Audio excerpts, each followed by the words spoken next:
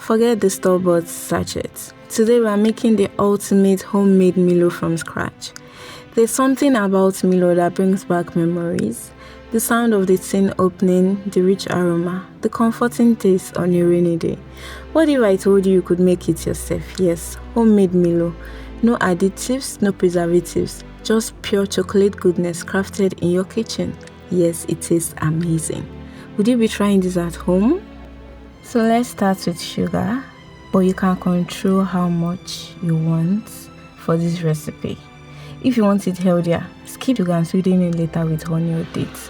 So you blend up the sugar to form a powdery consistency. This is the consistency you want it to give you, powder form. Yeah. The beauty about this recipe is that you can control the amount of sugar you want to add to your Milo. So you add unsweetened cocoa powder. You add milk. It gives our mix that creamy, smooth richness that hugs your taste buds with every sip. So you blend it all together so that they will all form the greatest Milo ever made. And this is the consistency you want it. And there you have it, your own homemade Milo. Very quick, very easy. Would you be trying this recipe at home?